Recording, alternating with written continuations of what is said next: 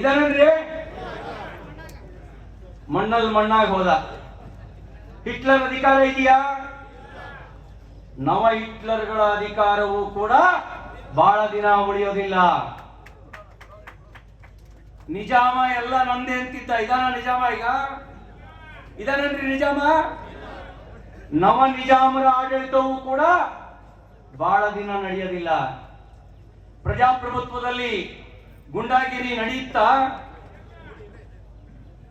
ನಮ್ಮ ವಿರೋಧ ಪಕ್ಷದ ನಾಯಕರು ಒಂದು ಸಂವಿಧಾನಿಕ ಹುದ್ದೆ, ಅವ್ರ ಮೇಲಿನ ದೌರ್ಜನ್ಯ ಅದು ಸಂವಿಧಾನದ ಮೇಲಿನ ದೌರ್ಜನ್ಯ, ಅವ್ರ ಮೇಲಿನ ದೌರ್ಜನ್ಯ ಅದು ಪ್ರಜಾಪ್ರಭುತ್ವದ ಮೇಲಿನ ದೌರ್ಜನ್ಯ. ಯಾರೋ ಹೇಳಿದ್ರಂತೆ ನಾವು ಅಂಬೇಡ್ಕರ್ ಸಾಕಿದ ನಾಯಿಗಳು ಅಂತ. ನಾವು ಕೂಡ ಅಂಬೇಡ್ಕರ್ ಕೊಟ್ಟ ಸಂವಿಧಾನದ ಅಡಿಯಲ್ಲಿ ಬದುಕ್ತಾ ಇರ್ತಕ್ಕಂಥ, ಸಂವಿಧಾನಕ್ಕೆ ನಿಯತ್ತಿರ್ತಕ್ಕಂಥ ನಿಯತ್ತಿನ ನಾಯಿಗಳು ನಾವು. ಸಂವಿಧಾನಕ್ಕೆ ನಿಯತ್ತಿರೋ ನಾಯಿಗಳು ನಮ್ಮ ದೇಶದ ಸೈನ್ಯದ ವಿರುದ್ಧ ಬೊಗಳ್ತಾವ?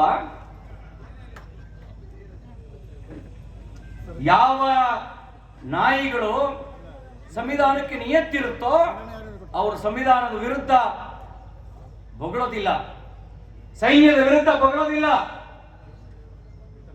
ಸಂಕಷ್ಟದಲ್ಲಿದ್ದಾಗ ದೇಶದ ನೇತೃತ್ವದ ವಿರುದ್ಧ ಬೊಗಳೋದಿಲ್ಲ. ನಮ್ಮ ದೇಶದ ನೇತೃತ್ವದ ವಿರುದ್ಧ ಬೊಗಳೋರಿಗೆ,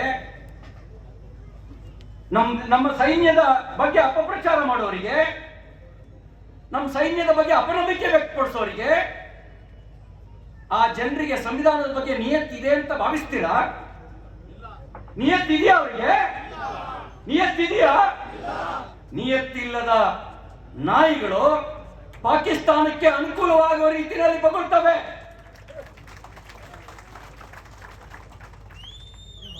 ನಿಯತ್ತಿರುವವರು ನಮ್ಮ ದೇಶ ಸಂಕಷ್ಟದಲ್ಲಿದೆ, ನಮ್ಮ ಸೈನ್ಯ ಸಂಕಷ್ಟದಲ್ಲಿದೆ, ಸೈನ್ಯದ ಜೊತೆಗೆ ನಿಲ್ತವೆ, ದೇಶದ ಜೊತೆಗೆ ನಿಲ್ತವೆ ಅಂತ ಹೇಳ್ತಾರೆ.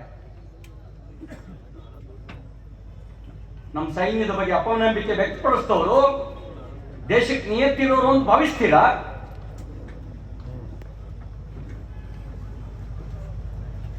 ಪ್ರಿಯಾಂಕ್ ಖರ್ಗೆ ಸಾಹೇಬ್ರೆ, ನಿಮ್ಮನ್ನು ಕಂಡು ಸಿದ್ದರಾಮಯ್ಯನವರು ಹೆದರಬಹುದು, ನಿಮ್ಮನ್ನು ಕಂಡು ಡಿ ಕೆ ಶಿವಕುಮಾರ್ ಅವರು ಹೆದರಬಹುದು.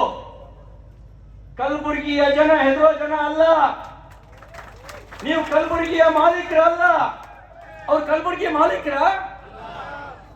ಪ್ರಜಾಪ್ರಭುತ್ವದಲ್ಲಿ ಮಾಲೀಕರು ಈ ರಾಜ್ಯದ ಜನ, ದೇಶದ ಜನ, ಕಲಬುರಗಿಯ ಜನ. ನಾವು ಈ ಜನ ಮಾಲೀಕರು ಕಲಬುರಗಿಗೆ, ಪ್ರಜಾಪ್ರಭುತ್ವಕ್ಕೆ. ನೀವಲ್ಲ ಮಾಲೀಕರು. ನಿಮಗೆ ಸೂಪರ್ ಸಿಎಂ ಗಿರಿಯನ್ನ ಕೊಟ್ಟಿರಬಹುದು, ಆದ್ರೆ ಅಧಿಕಾರ ದುರುಪಯೋಗ ಪಡಿಸಿಕೊಂಡು ದುರ್ಬಳಕೆ ಮಾಡ್ಕೊಳ್ಳೋದನ್ನ ರಾಜ್ಯದ ಜನ ಒಪ್ಪೋದಿಲ್ಲ, ರಾಜ್ಯದ ಜನ ಒಪ್ಪೋದಿಲ್ಲ. ನೀವು ಪ್ರಧಾನಮಂತ್ರಿಗಳ ಬಗ್ಗೆ ಏನ್ ಬೇಕಾದ್ರೂ ಮಾತಾಡ್ಬೋದಾ? ನಿಮ್ಮನ್ನ ಯಾರು ಟೀಕೆ ಮಾಡಬಾರ್ದು, ನೀವು ಯಾರನ್ನ ಬೇಕಾದ್ರೂ ಟೀಕೆ ಮಾಡಬಹುದು.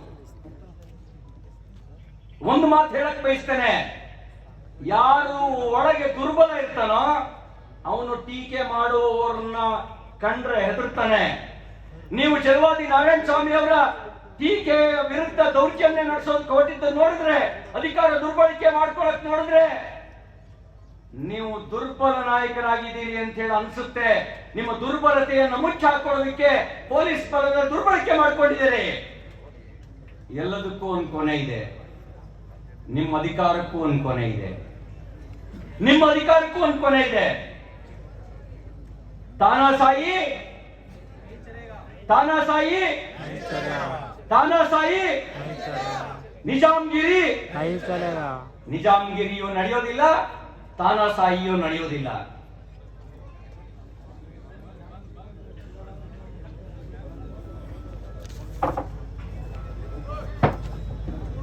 ಇನ್ಯಾರೋ ಪ್ರಶ್ನೆ ಮಾಡಿದ್ರಂತೆ ಅಭಿವೃದ್ಧಿ ವಿಷಯ ಚರ್ಚೆ ಮಾಡೋದಕ್ಕೆ. ಬಿಜೆಪಿ ಸರ್ಕಾರ ಇದ್ದಾಗ, ಯಡಿಯೂರಪ್ಪನವರು ಮುಖ್ಯಮಂತ್ರಿ ಆಗಿದ್ದಾಗ ಕಲಬುರಗಿ ಜಿಲ್ಲೆಗೆ ಅಭಿವೃದ್ಧಿಗೆ ಏನೇನು ಕೊಟ್ಟಿದ್ದೇವೆ ಅನ್ನೋದನ್ನ ಜನರ ಮುಂದೆ ಸಿದ್ಧವಾಗಿದ್ದಾವೆ. 50-60 ವರ್ಷ ನಮಗಲ್ರಿ ಕೊಟ್ಟಿದ್ದು ಅಧಿಕಾರನ ಕಲಬುರಗಿ ಜನ. 50-60 ವರ್ಷ ನಿರಂತರವಾಗಿ ಅಧಿಕಾರ ಕೊಟ್ಟಿದ್ದು ಯಾರಿಗೆ? ಯಾರನ್ನು ಪ್ರಶ್ನೆ ಮಾಡ್ತೀರಿ ನೀವು? ಈಗ ಪ್ರಶ್ನೆ ಮಾಡಬೇಕಾಗಿದೆ ಮರಳು ಮಾಫಿಯಾ, ಅದ್ರ ಹಿಂದ್ಗಡೆ ಇರ್ತಕ್ಕಂಥವ್ರು ಯಾರು? ಮರಳು ಮಾಫಿಯಾವನ್ನು ಸಾಕ್ತಿರ್ತಕ್ಕಂಥವ್ರು ಯಾರು? ಮಾನ್ಯ ಮುಖ್ಯಮಂತ್ರಿಗಳೇ, ನಿಮಗ್ ಧೈರ್ಯ ಇದ್ರೆ ಹಾಲಿ ನ್ಯಾಯಾಧೀಶರ ನೇತೃತ್ವದಲ್ಲಿ SIT ತನಿಖೆ ಮಾಡಿ ಮರಳು ಮಾಫಿಯಾ ಯಾರು ನಡೆಸ್ತಾ ಇದ್ದಾರೆ ಆ ತನಿಖೆ ಯಾರು ಬುಡಕ್ ಹೋಗುತ್ತೆ, ಆಗ ಸತ್ಯ ಗೊತ್ತಾಗುತ್ತೆ ಮರಳು ಮಾಫಿಯಾವನ್ನು ಸಾಕ್ತಿರೋರು ಯಾರು ಅಂತ ಹೇಳಿ. ಕಲಬುರಗಿ ಜಿಲ್ಲೆನಲ್ಲಿ ಕೊಲೆ ಎಷ್ಟು ನಡೆದು, ಆ ಕೊಲೆ ಹಿನ್ನೆಲೆ ಆತ್ಮಹತ್ಯೆ, ಬೆದರಿಕೆ, ಆತ್ಮಹತ್ಯೆಗೆ ಕಾರಣ ಯಾರು? ಅದಕ್ಕಾಗಿ ಒಂದು SIT ತನಿಖೆ ಮಾಡಿ. ಆಗ ಮುಖವಾಡ ಕಳಚಿ ಬೀಳುತ್ತೆ. ಹೆಚ್ಚು ಮಾತಾಡಕ್ ಹೋಗೋದಿಲ್ಲ. लोकतंत्र में तानाशाही नहीं चलेगा, लोकतंत्र में गुंडागर्दी नहीं चलेगा. ನೀವು ಕಲಬುರಗಿಯನ್ನ ರಿಪಬ್ಲಿಕ್ ಮಾಡೋದಕ್ಕೆ ಹೊರಟ್ರೆ, ಸಂವಿಧಾನ ರಕ್ಷಣೆ ಮಾಡಲಿಕ್ಕೆ ಅಂತ ಬಂದಿರತಕ್ಕಂತ ಅಂಬೇಡ್ಕರ್ ಕೊಟ್ಟಿರ್ತಕ್ಕಂಥ ಸಂವಿಧಾನ ನಮ್ಮನ್ನು ರಕ್ಷಣೆ ಮಾಡುತ್ತೆ ಅನ್ನುವಂತ ವಿಶ್ವಾಸದಲ್ಲಿ ನಂಬಿಕೆ ಇರ್ತಕ್ಕಂಥ ಜನ ಇವತ್ತು ಹೋರಾಟಕ್ಕೆ ಬಂದಿದ್ದಾರೆ. ನಾವು ಕೂಡ ಧೈರ್ಯವಾಗಿರ್ತೇವೆ. ಒಬ್ಬೊಬ್ಬ ಕಾರ್ಯಕರ್ತರಿಗೂ ಕೂಡ ಜೀವಕ್ಕೆ ಜೀವ ಕೊಟ್ಟು ನಿಂತ್ಕೊಳ್ತೇವೆ. ನಿಮ್ ಗುಂಡಾಗಿರಿ ಎಷ್ಟು ದಿನ ನಡೆಸ್ತೀರಿ ನಡೆಸಿ. ಆ ಸವಾಲನ್ನು ಸ್ವೀಕಾರ ಮಾಡ್ಲಿಕ್ಕೆ ಬಂದಿದ್ದೇವೆ. ಪತ್ರಕರ್ತರು ಕೇಳಿದ್ರು ಚಿತ್ತಾಪುರಕ್ಕೆ ಹೋಗಲ್ವಾ ಅಂತ ಹೇಳಿ. ಚಿತ್ತಾಪುರ ಏನ್ ಪಾಕಿಸ್ತಾನದಲ್ಲಿ ಇದೆಯಾ? ಪಾಕಿಸ್ತಾನಕ್ಕೆ ನುಗ್ಗಿ ಬಡ್ದಿದ್ದೇವೆ. ಚಿತ್ತಾಪುರದ ಜನರ ರಕ್ಷಣೆಗೆ, ಚಿತ್ತಾಪುರದ ಜನರಿಗೆ ವಿಶ್ವಾಸ ತುಂಬೋದಕ್ಕೆ ಬರೀ ಕಲಬುರಗಿ ಅಲ್ಲ, ಚಿತ್ತಾಪುರಕ್ಕೂ ಬರ್ತೇವೆ. ಅಲ್ಲೇ ನಿಮ್ಮ ಸವಾಲನ್ನು ಸ್ವೀಕಾರ ಮಾಡ್ತೇವೆ. ಚಿತ್ತಾಪುರದ ಜನರ ರಕ್ಷಣೆಗಾಗಿ, ಅವರನ್ನ ಗುಂಡಾಗಿರಿಯಿಂದ ಮುಕ್ತಗೊಳಿಸೋದಕ್ಕಾಗಿ ತಯಾರಿದ್ದೀರಾ? ಚಿತ್ತಾಪುರಕ್ಕೆ ಬರ್ಲಿಕ್ಕೆ ತಯಾರಿದ್ದೀರಾ? ಹೆದರ್ತೀರಾ? ನಾವು ಗೌರವ ಕೊಟ್ಟು ಗೊತ್ತು, ನಮಗೆ ಹೆದರಿ ಗೊತ್ತಿಲ್ಲ. ಗೌರವ ಕೊಟ್ಟು ಗೊತ್ತು ನಮಗೆ. ಪ್ರೀತಿಯಿಂದ ಬಂದ್ರೆ ಎದೆ ಮೇಲ್ದಾರಿಗೆ ಬಿಟ್ಕೊಡ್ತೇವೆ. ನೀನು ಅಂದ್ರೆ ನಿಮ್ಮ ಅಪ್ಪ ಅಂತ ಹೇಳಲಿಕ್ಕೂ ಬರುತ್ತೆ ನಮಗೆ. ಪ್ರೀತಿಯಿಂದ ಬಂದ್ರೆ ಎದೆ ಮೇಲೆ ದಾರಿ ಬಿಟ್ಕೊಡ್ತೇವೆ. ದೌರ್ಜನ್ಯ ನಡೆಸಲಿಕ್ಕೆ ಬಂದ್ರೆ ನಿಮ್ಮದೇ ಭಾಷೆಯಲ್ಲಿ ಉತ್ತರ ಕೊಡೋದಕ್ಕೂ ಕೂಡ ಬರುತ್ತೆ ಅನ್ನುವಂತ ಎಚ್ಚರಿಕೆಯನ್ನ ಈ ಸಂದರ್ಭದಲ್ಲಿ ಕೊಡ್ತಾ, ಈ ಗುಂಡಾಗಿರಿಯನ್ನು ಖಂಡಿಸಿ ಛಲವಾದಿ ನಾರಾಯಣ ಸ್ವಾಮಿ ಅವರ ಮೇಲಿನ ದೌರ್ಜನ್ಯ, ಬಲಿತವರು ಬಡವನ ಮೇಲೆ ಮಾಡಿದ ದೌರ್ಜನ್ಯಕ್ಕೆ ಸಮ, ಪ್ರಜಾಪ್ರಭುತ್ವದ ಮೇಲಿನ ದೌರ್ಜನ್ಯಕ್ಕೆ ಸಮ. ಆ ದೌರ್ಜನ್ಯವನ್ನು ಖಂಡಿಸಿ ಇವತ್ತು ಒಬ್ಬಂಟಿ ಅಲ್ಲ ಛಲವಾದಿ ನಾರಾಯಣ ಸ್ವಾಮಿ ಅವರು. ಒಬ್ಬೊಬ್ಬ ಕಾರ್ಯಕರ್ತನು ಒಬ್ಬಂಟಿ ಅಲ್ಲ. ನಾವು ಕೂಡ ಅಂಬೇಡ್ಕರ್ ಕೊಟ್ಟ ಸಂವಿಧಾನದ ಹಾಲನ್ನ ಕುಡಿದು ಹುಲಿಯಂತೆ ಗರ್ಜಿಸೋದಕ್ಕೆ ತಯಾರಾಗಿ ನಿಂತಿರ್ತಕ್ಕಂಥ ನೈಜ ಅಂಬೇಡ್ಕರ್ ಅನುಯಾಯಿಗಳು ನಾವು. ಅಂಬೇಡ್ಕರ್ ಅವರಿಗೆ ಅನ್ಯಾಯ ಆದಾಗ ಬಾಯಿ ಮುಚ್ಕೊಂಡು ಕೂತವ್ರು ನಾವಲ್ಲ. ಅಂಬೇಡ್ಕರ್ ಅವರಿಗೆ ಭಾರತ ರತ್ನ ಕೊಡಿಸಿದಂತ ಅಟಲ್ ಬಿಹಾರಿ ವಾಜಪೇಯಿ ಅವರ ಹಿಂಬಾಲಕರಾಗಿ ಬಂದವರು ನಾವು. ಅಂಬೇಡ್ಕರ್ ಕೊಟ್ಟ ಸಂವಿಧಾನವನ್ನ ತುರ್ತು ಪರಿಸ್ಥಿತಿ ಹೇರಿ ಮೂಲೆಗೆಸ್ದಾಗ ಬಹುಪರ ಕೇಳ್ತಿದ್ದವರು ನಾವಲ್ಲ.